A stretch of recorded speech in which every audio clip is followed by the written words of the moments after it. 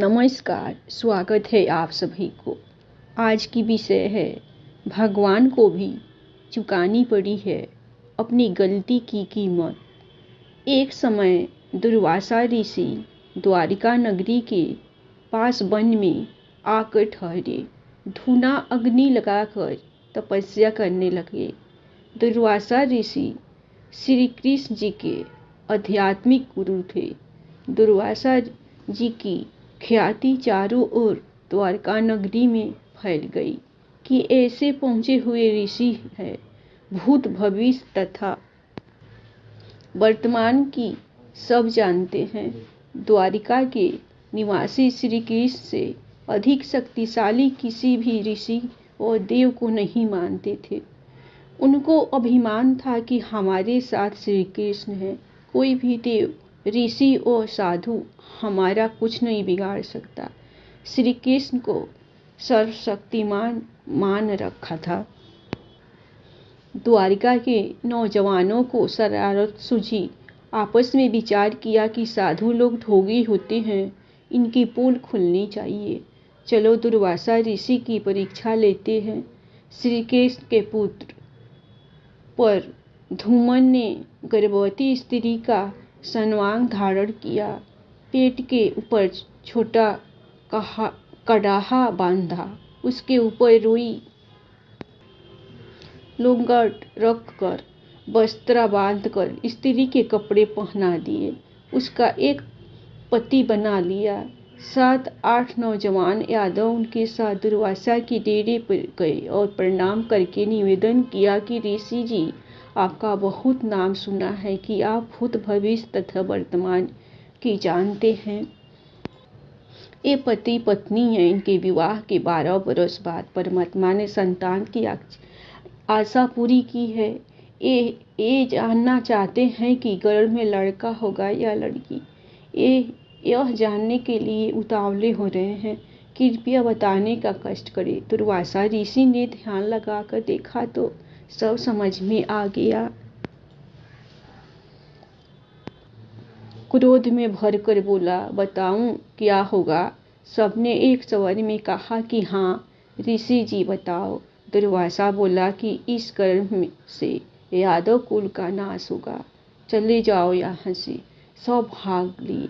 गांव में बुद्धिमान बुजुर्गों को पता चला कि बच्चों ने ऋषि दुर्वासा के साथ मजाक कर दिया।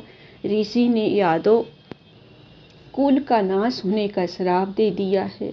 जुल्म हो गया, सब मरेंगे। अब क्या उपाय किया जाए? सब मिलकर अपने गुरु तथा राजा श्री कृष्ण जी के पास गए तथा सब हाल कर सुनाया। श्री कृष्ण जी से कहा कि इस कहर से आप ही बचा सकते हो। श्री कृष्ण जी ने कहा कि उन सब बच्चों को साथ लेकर ऋषि दुर्वासा के पास जाओ और इनसे क्षमा मंगवाओ। तुम भी बच्चों की ओर से क्षमा मांगो। सब मिलकर ऋषि दुर्वासा के पास गए तथा बच्चों से गलती की क्षमा याचना करवाई। स्वयं भी क्षमा याचना की। ऋषि दुर्वासा बोले कि वचन वापिस नहीं हो सकता। सब वापिस श्री कृष्ण के पास आए तथा कहा कि दुर्वासा के श्राप से बचने का उपाय बताए। श्री कृष्ण ने कहा कि जो वस्तु गर्भ स्वांग में प्रयोग की थी उनका नामो निशान मिटा दो। उन्हीं से अपने कुल का नाश होना कहा है। कपड़े, रुई, लांगट को जलाकर उनकी राख को प्रभास क्षेत्र में नदी में डाल दो। जो लोहे की कढ़ाई है उसे पत्थर पर घिसा घिसा कर चूरा बनाकर प्रभास क्षेत्र में दरिया में डाल दो। न रहेगा बांस, न बजेगी बांसुरी। द्वारिका वासियों ने अपने गुरु श्री कृष्ण जी के आदेश का पालन किया। लोहे की कढ़ाई का एक कड़ा एक व्यक्ति को घिसाने के लिए दिया था। उसने कुछ घिसाया, पूरा नहीं घिसा, वैसे ही जमुना दरिया में फेंक दिया। घिसने से उस कड़े में चमक आ गई थी। एक मछली ने उसे खाने की वस्तु समझकर खा लिया। उस मछली को एक बालिया नाम के भील ने पकड़कर काटा तो कड़ा निकला। उसका लोहा पक्का था। बालिया ने उससे अपने तीर का आगे वाला हिस्सा विषाक्त बनवा लिया। कड़ाहे का जो लोहे का जड़ दरिया में डाला था, उसका तेज तीखे पत्तों वाला घास उग गया। पत्ते तलवार की तरह पहने थे कपड़ों तथा रुई लोंगड़ पुरानी रुई की राख का भी घास उग गया। कुछ बरसों के बाद दुर्वासा के श्राप के कारण द्वारिका में अनहोनी घटनाएं होने लगी। आपसी झगड़े होने लगे, एक दूसरे को छोटी सी बात पर मारने लगे। सारी द्वारिका में उपद्रव होने लगे। द्वारिका नगरी के बड़े सियाने लोग मिलकर श्री कृष्ण जी के पास गए तथा दुख बताया कि नगरी में किसी को किसी का बोल अच्छा नहीं लग रहा है। बिना बात के मरने मारने को तैयार हो जाते हैं। छोटे बड़े की शर्म नहीं रही। क्या कारण है तथा यह कैसे शांत होगा? श्री कृष्ण ने बताया कि ऋषि दुर्वासा की श्राप के कारण ये हो रहा है। इसका समाधान सुनो। नगरी के 100 नर छोटे नवजात लड़की सहित यादव प्रभास क्षेत्र में उसी स्थान पर यमुना नदी में स्नान करो जिस स्थान पर कढ़ाई का जूट डाला था। श्राप से बचने के लिए द्वारिका नगरी के पास सब बालक नौजवान तथा वृद्ध स्नान करने गए। स्नान करके बाहर निकलकर एक दूसरे से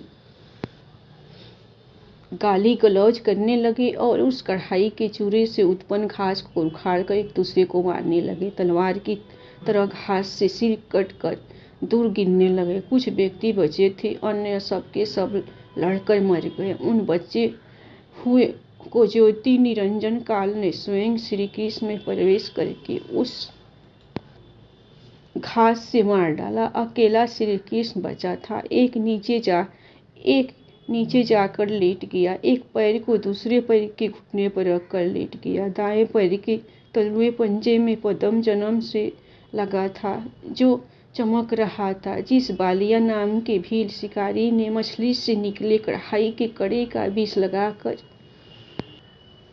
तीर बनवाया था, वह शिकारी उसी तीर को लेकर उस स्थान पर शिकार की तलाश में गया जिस वृक्ष के नीचे श्री कृष्ण लेटे थे। वृक्ष की छोटी छोटी टहनियां चारों ओर नीचे पृथ्वी को छू रही थी, लटक रही थी। उन झुरमुठों में से श्री कृष्ण के पैर का पद्म ऐसा लग रहा था जैसे किसी मृग की आंख चमक रही हो। शिकारी बालिया ने आव देखा न था, उस चमक पर तीर दे मारा। तीर निशाने पर लगा, पैर के तलवे में विषाक्त तीर लगने से श्री कृष्ण की चीख निकली।